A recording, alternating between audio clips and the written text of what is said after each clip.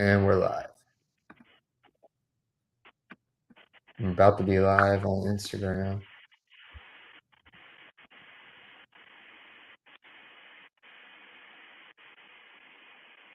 All right, let's give everybody a minute to join.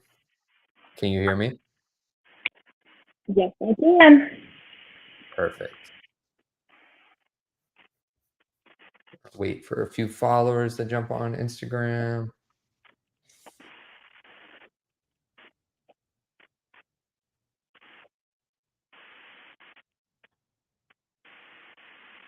While we're waiting for that, how's your week been?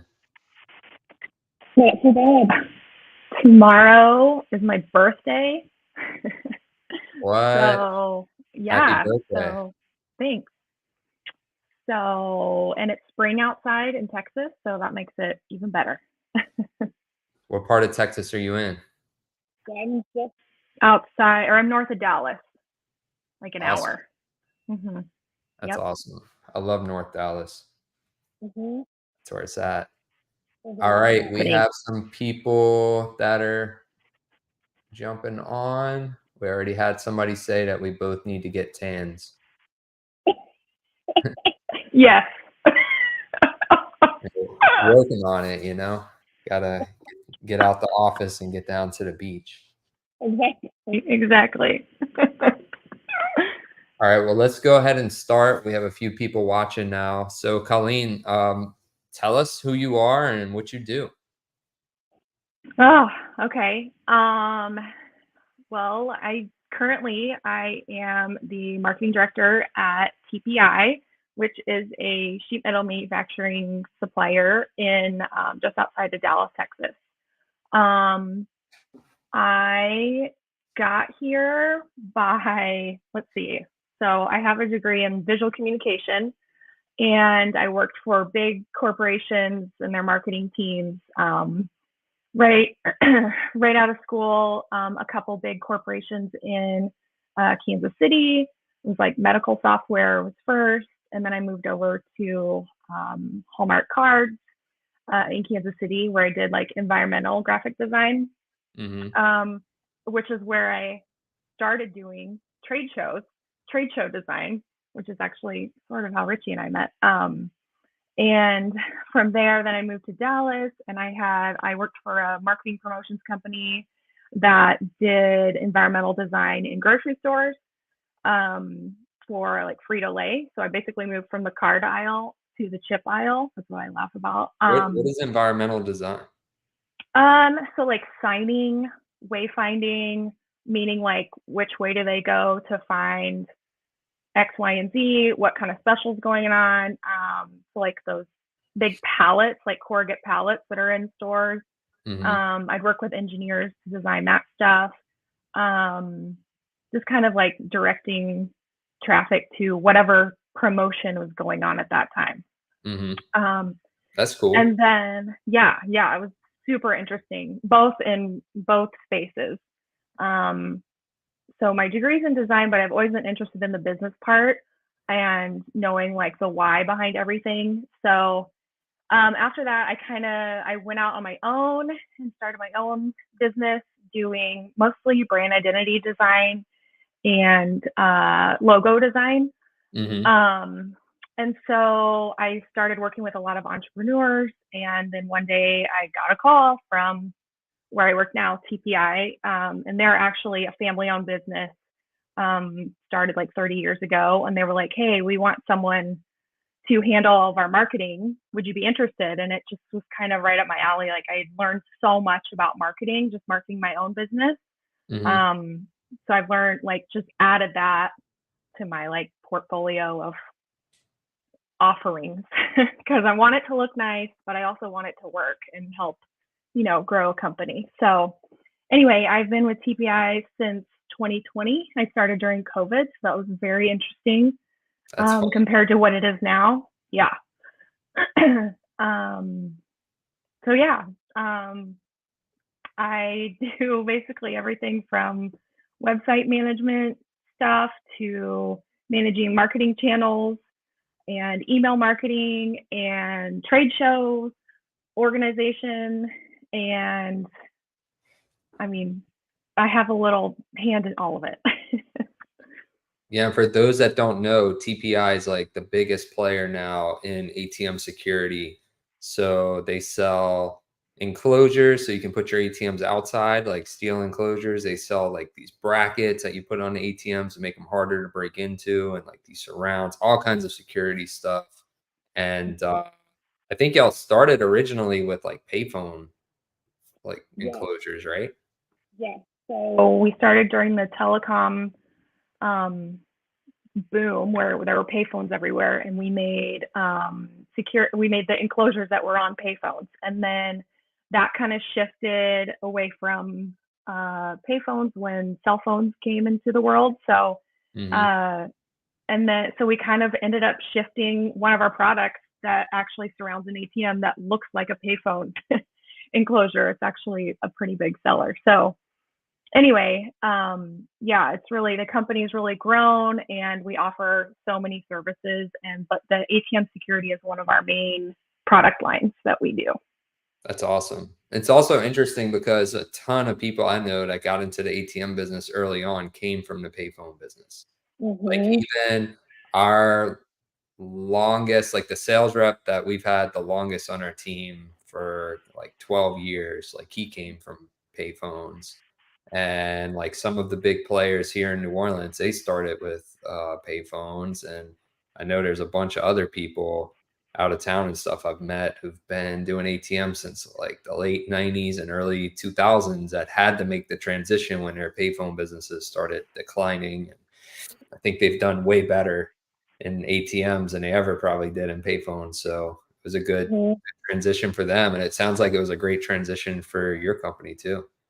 Yeah, absolutely. Because now, I mean, after all this time, we've sort of moved out, not out, but we're adding so much more of manufacturing services to our product. So the other main product that we make is air and vac machines too. So kind of the same concept, like coin operated, credit card operated machines. So yeah, it's fascinating, and I've learned so much about the industry and the company, and it's been really cool to be a part of. Have you been able to get a lot of ATM owners to start buying air machines? Yes. Yes, actually, we've started. Well, we've kind of been doing it for the last couple months, but trying to cross market those two because there are so many um, people interested in going back and forth. And also, even when we're at trade shows for either one, like if we're at a trade show for a convenience store, they see that we make ATM enclosures and they want to get into the ATM Mhm. industry. So it's going both ways, um, just depending on what they're willing to take on. That's awesome. I had some air machines a long time ago, back in like, man, at least 10 years ago. And I wish I stayed in it and kept doing it because it is a good business. It's just not a great business in New Orleans because they vandalize the machines like constantly. But in other places, I have friends that are just killing it with hundreds of Mhm. air machines. It's a good business because people always need air and they're probably going to keep needing air for a long time. I don't see it going away anytime soon. I know. I know. Wild. Yep, that's awesome. Well, we have some questions that people wanted to ask that were submitted to us. Okay. Somebody wanted their, well, they asked me, but I think we'll both answer this question. What marketing strategy would you change if you could go back in time? I mean, for me, I would have definitely like gotten more into social media earlier. Like I resisted it. I was on it very, very early when I was in high school. I got a little bit into it and then I like lost interest in it. And then I went the opposite where I really didn't want anyone to know who I was or what I was doing. Cause that's kind of how I was raised. And down here in New Orleans, like you don't tell people what you're doing or what you have. Like you keep everything kind of secret. And so I resisted it for a long time and kind of missed, I think, that big wave when people were able to add like tons of followers, like way easier. It's so hard now, as you know, way harder than it used to be. And so I would have probably done that differently. Like I would have. And it's not too late. I mean, I know other people who are struggling with the same thing that are thinking Mhm. like, man, like I don't want to tell everybody everything that I'm doing, everything that I have. They worry about all kinds of bad things that could happen because of that. But I mean, at this point, you pretty much have to have it. It's just part of. It's like having a website. You just have to have it. You know, it's necessary. So, what about you? What would you do different? So, um, just in general with TPI, I would say the same thing. um, Now, because of the manufacturing industry, I've learned over the last few years, like typically marketing is kind of the last, not last, but it's one of the, you know, a hire that they don't make very often. Um, so, and that's kind of what I was hired to do, to like manage social media, just make sure we have a presence, make sure it's talking about our products, our services, um, trying to get people into the facility at a time in 2020 when nobody could come visit our facility. Mhm. Um, so I would definitely say the same thing on social media. Now, personally, I would say I was the same way as you because I remember like the early days of Instagram when it was like put a filter on a photo and post it because all my friends were doing it. Um, and that time Facebook was really big and I was the same way. I was like, I don't want anyone to know what I'm doing. I don't want my boss to be able to see what I'm doing. Um, and then when I started, did kind of my own business, that's when I basically started a second account. So I have like a business creativity type account and then I have a personal account. So I actually separate that and I've heard arguments for both ways.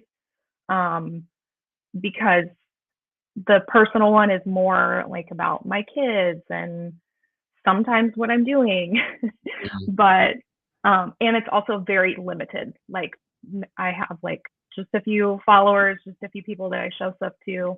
Um, my business one, I've kind of because I spend so much time on the TPI account, I don't do a lot on my business one these days, but I'm looking to turn that around because there's still a lot of content and stuff I'm doing. But I think you're doing awesome with your social media and all your videos. Like it's so good. It's so good Thank to you. have that now. I like your approach. I mean, it makes sense. Like my Facebook, I started like a separate page to like Mm-hmm. post more of the businessy stuff and I keep the personal page more personal, but unfortunately, like tons of people have added me personally and like I've accepted like thousands of them, so it's really not personal, but maybe over time I can refine it. And But all, Facebook, yeah. what were you saying? I was gonna say Facebook's definitely um, different than what it used to be because I'm noticing too, like you because of those personal connections, you'll get more traction Mhm. than on your business page. Because a lot of the time we're taking stuff from our business page and posting it on our personal accounts because just the reach is. Yep. Yeah, you get Mhm. way better engagement.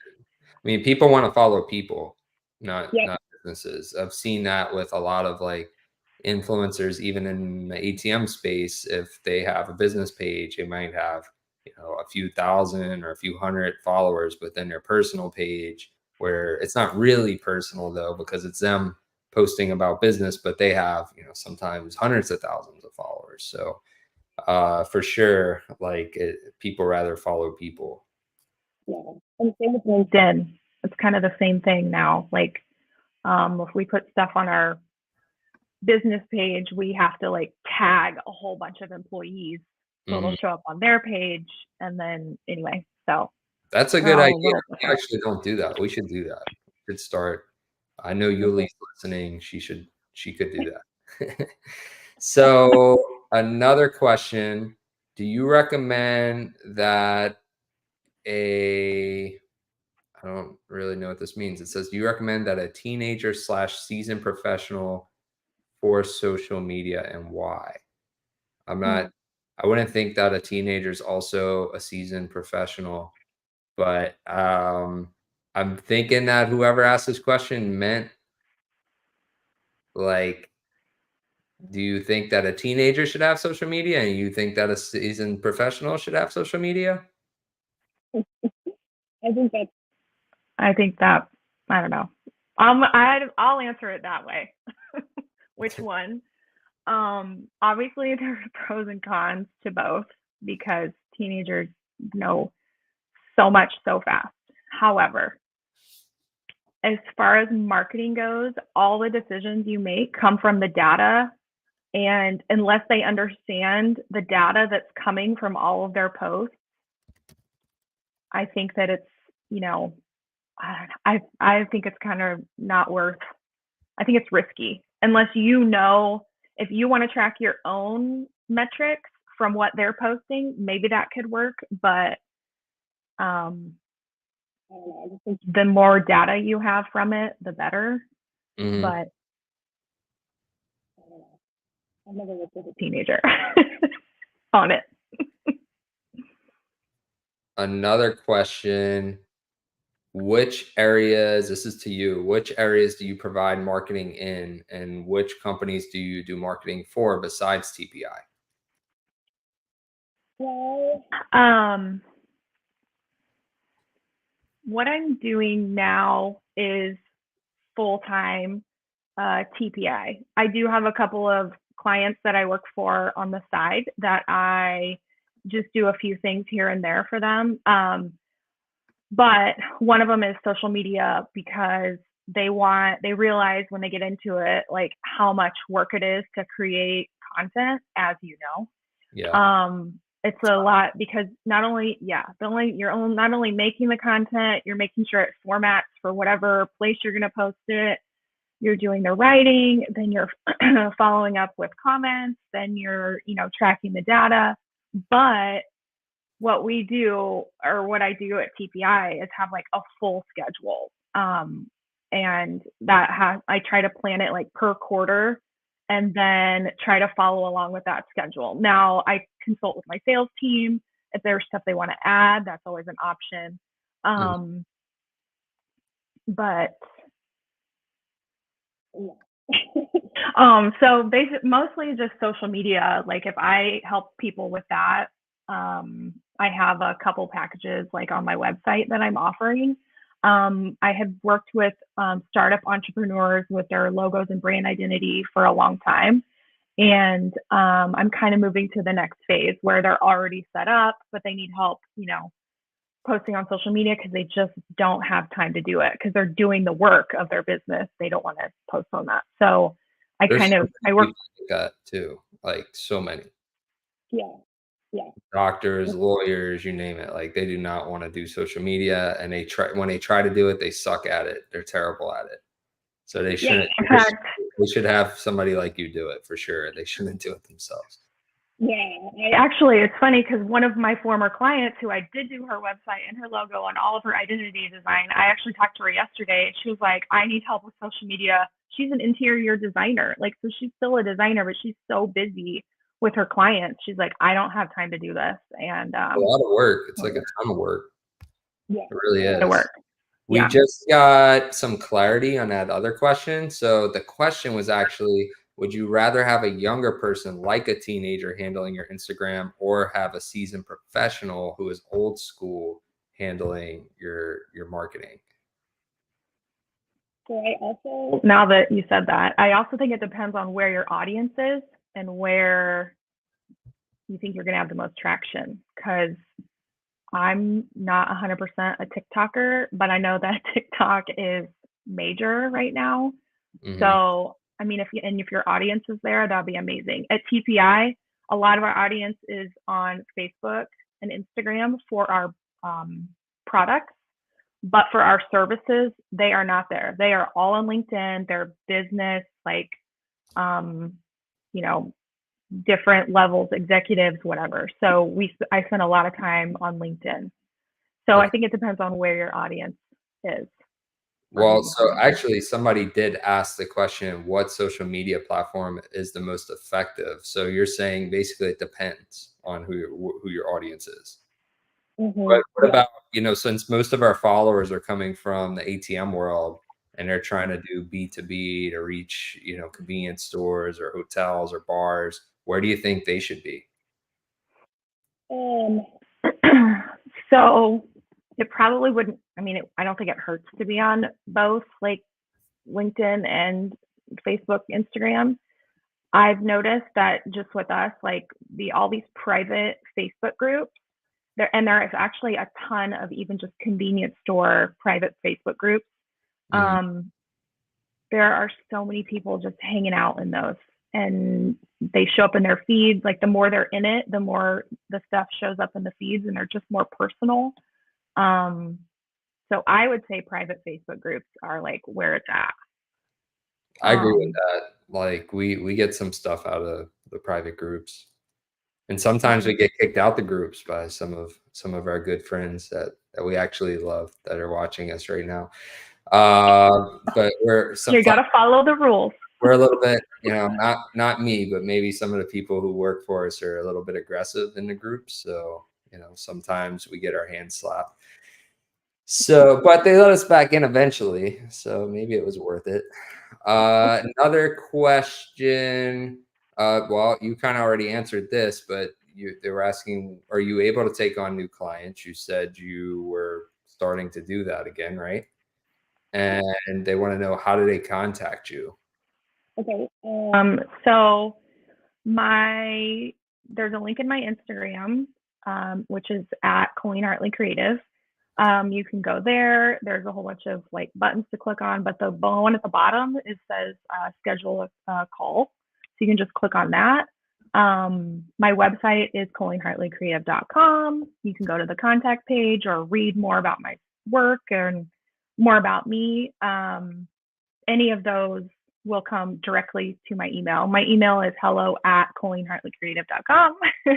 So I just have it in all the places. But yeah, I would love to chat with anybody because I think once you know your business and like for that interior designer, she has so many beautiful pictures of her work. I'm like, oh my gosh, we could do so much stuff with photography, with caption writing, with graphics, whatever you want. So, and I didn't realize it until probably a year ago. I had a client say, wait, so I don't have to hire a separate graphic designer to work with you? And I was like, no, I can do the design, but then I can also post it and make sure everything's formatted. Your photos look good. If you want me to Photoshop something, I can do that too. But yeah, so I kind of do both. So that's handier. Awesome.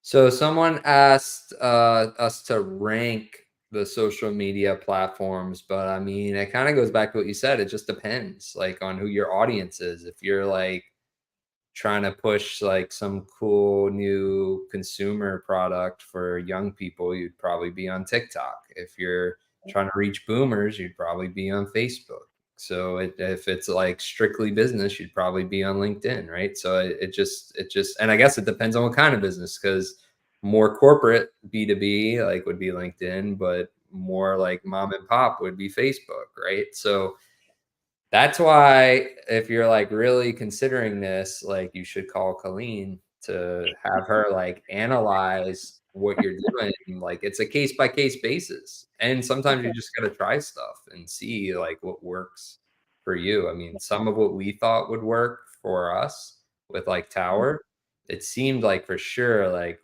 it was the best thing to do and it didn't work. And some of the stuff that we didn't even think was gonna matter actually ended up performing well. And same thing with the Facebook groups. Like some of the Facebook groups that we thought would be great weren't that great, and other ones just ended up being good. So I think experimentation is like a huge part of all marketing, not just like social media. It's like any type of advertising or marketing tactics, all like it's experimentation and A/B testing. Do you do a lot of like A/B testing now with like some of your techniques? Sometimes, yeah, because especially with what we were talking about earlier, where we're kind of cross marketing our products between ATM owners and air and back machine owners. Like I'm kind of doing it. I'm keeping those email lists separate, and I'm kind of, you know, testing out different ways to talk to each of those people. because obviously we know like with Aaron, with Aaron back, they can, if it's all coin, like they can just go and empty it out, and they just kind of do it on their own. You don't even have to walk into a store to do it. But anyway, I'm sorry, I totally forgot. Got lost. So I am doing testing. Email marketing is like where I've been really nerding out lately, because you can segment those lists so to talk to them specifically. So I mean, we're trying to organize our lists even for our services, where we're either talking to engineers or we're talking to buyers, or so we're really trying to like email and target those people specifically. But what you were saying earlier, I was going to say the one thing I learned when I just started like doing my own business is test and change everything. That's the best part about using the internet. That's the best part about this whole thing, is you can just test it and then change it, test it and then change it, find out what works, change it again. That's That business in makes general, right? It's not even just marketing, it's like everything. And like that's all for us. Tower has been like tons and tons of trying things, and a lot of them fail and some of them work, and you take what works, you build upon that and test some more things. We just had a question from Dave about what do you use for your mass emails? Okay, so at TPI, when I started, we used MailChimp. I basically had gone through what lists we currently had and segment them between product lines and services. I like it. It's coming along for sure. I've taken some training on MailChimp. It's pretty simple, like drag and drop. So that one's not bad. I'm kind of been leaning lately into the email marketing that's within HubSpot, which is a customer resource management tool, like a Salesforce, just to really tie in that email to click to sale. So lately I've been doing most of them in HubSpot. Now I have also used, what's it called? ConvertKit. That one's really good too, because you can set up easily automations. So if they click a button here, then it'll send them this email, or you can have like a whole welcome sequence where, you send in like, thank you for signing up for my newsletter. And then 2 days later, you like pitch them on something that you've learned. And then a few days later, and it's just, you can set it up at once and it just automatically like welcomes them to your email system. I'm sure you've noticed that in your own inbox. Yeah. I worked with a writer once, and she helped me put all of that together, and it was really great. So it kind of depends on what you want to do. All the systems do that, like have automations like that. I think MailChimp is probably the simplest, to be honest, but we use that for like the blasts. So, and we're starting to segment it more. Actually, we had a meeting today, like we're segmenting it by product, but then it's like, is there an existing customer, like a potential customer? And like for a tower, we're even for the advertisers, like breaking it down by geographic areas. So there's that. But then for like email sequences, we're using Apollo. okay. And so that's like more of like going after cold leads and then putting them onto like a sequence drip campaign where maybe they're getting an email like every week or every other week and until they respond, and then it stops, or it can like follow, like you said, an automation and send something else. So of course that's causing some issues with like stuff going to spam and all too. Yeah. And it's always tricky, especially if you're sending to email addresses that are at Gmail versus businesses which are at a domain. I know it gets real hairy there, but you can't always control it. So what about AI? Are you doing anything with AI? Not yet.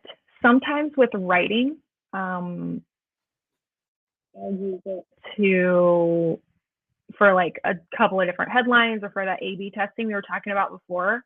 I haven't. I went to a conference last week and I watched them use AI, and it was, I don't know. They just had this guy talking, and it was like an alien, but he was talking about marketing, and I don't know. It was wild. Um, so besides that, and like the Photoshop feature, where Photoshop, you can like basically tell it to put in 5 different backgrounds of Mm, like, I don't know, whatever. It'll do that, which I think is cool. I'm not against AI, but I think it's good to start with. I think after a minute, people are going to notice if it's AI or not. yeah. Like if it's, yeah, if a real person made it. Um, I mean, it serves a purpose, like, we're using it for, like, some content to, like, start, but then, yeah, we have to go in and edit it because if you just yeah, send what I'd say get you, like, 80% there, and then you have yeah, to make some changes, and, like, we're using ChatGPT, and then we're using Jasper. We were talking about that today because we have a Jasper subscription, hmm, um, and then like we're looking at like all these other little AI tools we're starting to like experiment with like some of the content creation just for the advertisers with yeah, AI too. So yeah, um, Dave said that he feels AI posts on social media look so fake nowadays. yeah. I Yeah. agree. I feel like you can really tell. Yeah, yeah. I'm getting a lot of like AI emails where they're like scraping the internet and they find like some old press release or something about us, or and they are like trying to make it sound like they wrote this personalized email like, oh, congratulations on this deal you just did, which is old. And we wanted to talk to you about this and that. And it's like all BS. And like that you could tell that it's like they find something about us to talk about, and then they'll also say like make some reference because we're in Louisiana. They'll say something about like LSU or something, but you could tell it's like fake, like the way it's written. And I'm getting like a few of those a day. Oh, Yeah, interesting. Yeah, I don't. Yeah, I just feel like eventually, like we're not going to be able to. We're going to know. I mean, everyone's going to know. At first, people didn't know, but then it's getting smarter, obviously. But I don't know. We'll we just see. we just got we're a little bit low on time, but we just got another question. Why they're asking me why did I decide to diversify the company, and why did I choose the media field? So I've always diversified in unattended businesses, and like I say that in the sense that like it's really not that big of a change, like having ATMs and vending machines and you know, kiosks or whatever. Like all of us are doing different things. A lot of us who do ATMs are doing a few other things. So like I guess like we're diversifying within the field that we're in of unattended businesses. I just think it's smart. I mean, if you're already going inside of a bar and you can do their ATM and you could do, let's say, their internet jukebox or their credit card processing, like you got to go there anyway, and you're building a relationship anyway, so you might as well get as much value out of it as you possibly can, and you're giving yourself some protection in the case that one of your business lines goes down, which, you know, people are always like, oh well, like this will be around forever, that'll be around forever, but not all of it's going to be, pretty much none of it will be around forever. At some point, I mean, even air machines, maybe 20 years from now or something, we'll you know, we'll probably have airless tires or something. So like there's always going to be some change, so you might as well be diversified. Eventually ATMs, like, I mean, I don't know when, but at some point they're not going to be the best thing. And we saw, just like we talked about with payphones, so you just like TPI changed with the times, like we all have to change and diversify. And COVID taught me a lot because we were heavy in travel. Most of our ATMs were in hotels, and we had 80+% drop in business overnight. So I thought we were diversified because we were in so many states, but I was thinking geographically. I wasn't thinking that we were weighted too heavy in the travel vertical. So I definitely think that diversifying is good, but you don't want to over diversify because you actually want to be good at what you do. So that's important. And then as far as the question where I was asked why the media field, I mean, why not the media field? Media is one of the biggest money makers in the world. I mean, think Facebook, think Google, and Disney, and all these other companies. There's so much to be made, and there's actually still a lot of untapped potential in media. And there's also a lot of cool new ad tech that's coming out that's really changed the potential of out of home advertising with like programmatic. Who I know a few of the people listening are running programmatic on top of their ATMs. I mean, programmatic's, it's not quite there yet in terms of revenue, but in terms of technology, it is there. And over the next few years, I think the revenue is just going to keep increasing.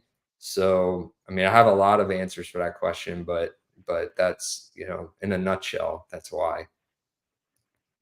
And once again, too, to restate, like towers, a lot of times are going into the same places that we have ATMs. So you're leveraging the same relationships. I'm sending the same technicians to install and repair the tower. That's also servicing the ATM. So leveraging that, I think, is important. And same thing with the advertisers. A lot of the advertisers are existing customers. So that's important. Anyway, we're out of time. Colleen, can you just remind everyone again where they can find you? Yes, I'm on all the socials as Colleen Hartley Creative. My website is colleenhartleycreative.com, and you can contact me on any of those. Yeah, and when we post this, we will like put some links and stuff to your other pages so people can find you easier. Okay, All thank right. you. Well, thank you, Colleen, for coming on, and thank you everybody for tuning in, and we'll have another live for you real soon.